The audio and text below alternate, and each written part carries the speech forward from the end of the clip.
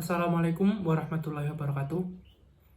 Baik, perkenalkan nama saya Ahmad Kusnul Yakin dari kelas PAIG semester 5.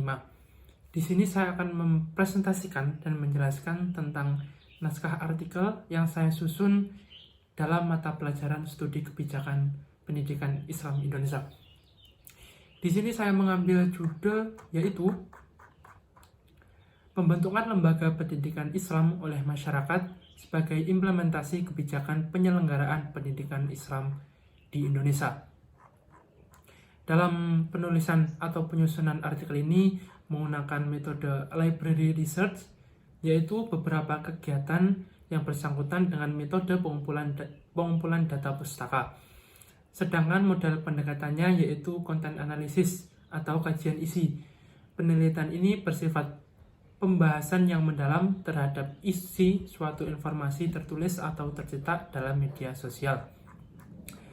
Baik, lembaga pendidikan merupakan tempat di mana dilakukannya proses kegiatan mengajar dengan tujuan agar individu bisa menjadi lebih baik ke depannya dari segi manapun melalui interaksi dengan lingkungan sekitarnya. Sedangkan lembaga pendidikan Islam merupakan suatu tempat atau organisasi yang menyelenggarakan pendidikan yang berbasis agama Islam dengan tujuan individu mempunyai nilai-nilai dan karakter-karakter yang kuat sesuai dengan ajaran Islam. Macam-macam lembaga pendidikan pada hakikatnya terbagi menjadi 3. Pertama, lembaga pendidikan formal, yaitu jalur pendidikan yang terstruktur dan berjenjang seperti yang telah diatur oleh pemerintah. Kedua, lembaga pendidikan non-formal, yaitu lembaga pendidikan yang disediakan untuk orang yang tidak menyelesaikan pendidikan formal. Ketiga, lembaga pendidikan informal, yaitu lembaga pendidikan yang lebih mengarah kepada lingkungan keluarga dan lingkungan masyarakat. Dalam dunia pendidikan, ada beberapa aspek penting yang saling berkaitan. Beberapa pihak mempunyai peran andil dan partisipasi yang sangat signifikan, mulai dari pihak lembaga pendidikan tersebut seperti kepala sekolah, guru, murid, dan pihak kebersihan, dan lain-lain. Di sisi lain, ada juga peran yang sangat penting dari luar lembaga tersebut, yang juga mempunyai peran signifikan, yaitu masyarakat. Dalam artikel ini, kita menemukan hasil yang pertama, yaitu pengertian lembaga pendidikan Islam. Kedua, peran masyarakat dalam dunia pendidikan. Dan yang ketiga, pembentukan lembaga pendidikan Islam oleh masyarakat. Poin pertama yaitu pengertian lembaga pendidikan Islam. Pendidikan merupakan salah satu faktor penting yang bisa merubah keadaan sosial, baik individu maupun masyarakat. Lembaga pendidikan merupakan suatu tempat atau organisasi yang bertujuan untuk memperbaiki manusia dari segala aspek. Sedangkan lembaga pendidikan Islam merupakan tempat atau organisasi yang mengajarkan manusia dalam rangka membentuk manusia yang beriman dan bertakwa sesuai dengan ajaran Islam. Relatif dan ideal merupakan prinsip-prinsip yang dipegang oleh lembaga pendidikan Islam. Artinya, apabila pendidikan Islam dilakukan dengan istiqomah dan berkesinambungan, maka akan dapat membentuk generasi yang kokoh, kuat, dan mulia. Dengan demikian, akan terjamin terciptanya masyarakat yang tentram dan tentunya sesuai dengan tujuan agama Islam, yaitu rahmatan lil alamin. Hal ini sejalan dengan prinsip yang diutarakan oleh Wahyuni, yaitu belajar merupakan sebuah kewajiban bagi semua orang. Prinsip pendidikan sepanjang masa, prinsip pendidikan berwawasan dunia, prinsip pendidikan integralistik, prinsip pendidikan sesuai fitrah manusia, prinsip pendidikan yang demokratis dan manusiawi, prinsip pendidikan yang ilmiah, dan prinsip pendidikan yang berkualitas. Poin kedua yaitu peran masyarakat dalam dunia pendidikan. Masyarakat merupakan sekumpulan dari para individu yang mempunyai banyak ragam, mulai dari yang berkualitas sampai yang berkualitas. Kualitas masyarakat ditentukan oleh kualitas ragam individu di dalamnya. Apabila kualitas individu baik, maka kualitas masyarakat baik. Masyarakat mempunyai peran yang sangat penting dalam dunia pendidikan, baik secara langsung maupun tidak langsung.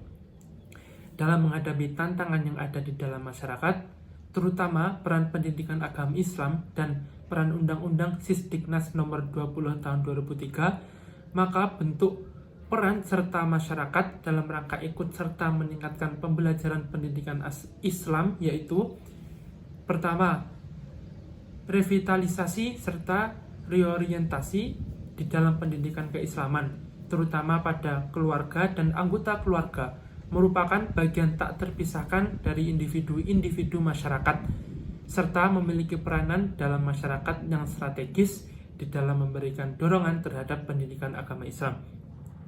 Kedua, penguatan learning society.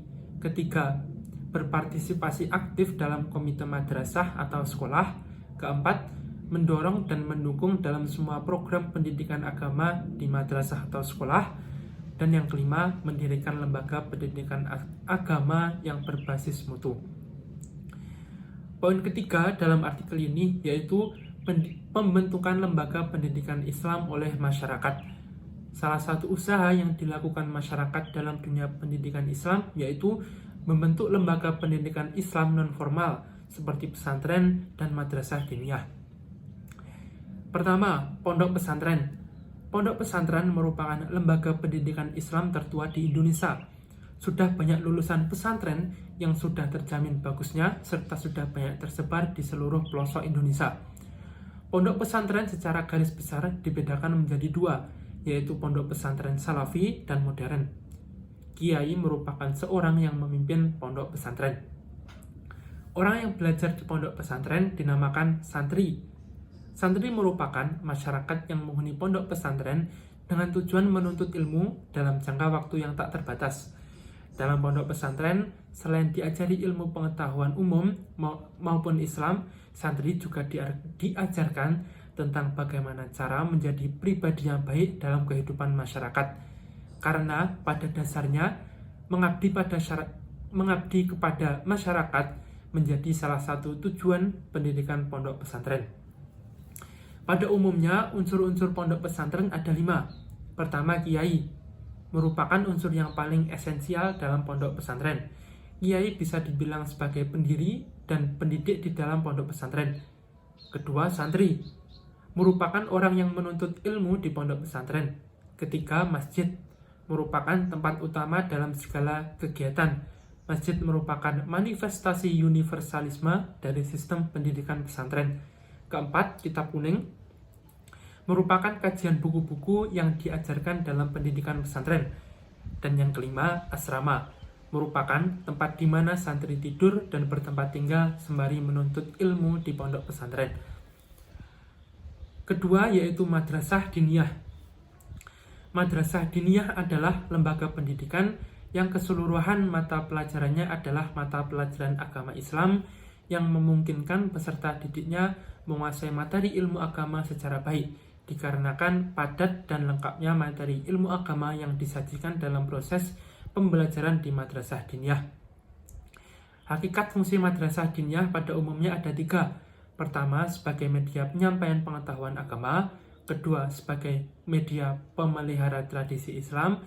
Ketiga, sebagai media pencetak ulama.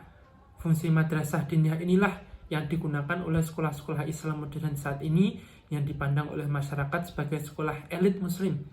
Masyarakat memiliki pandangan demikian dikarenakan masyarakat melihat beberapa perbedaan dalam penyelenggaraan sekolah yang berbasis Islam ini, baik yang formal ataupun non-formal. Baik, cukup sekian yang bisa saya sampaikan. Kurang lebihnya saya mohon maaf. Wabillahi taufiq wal hidayah, wassalamualaikum warahmatullahi wabarakatuh.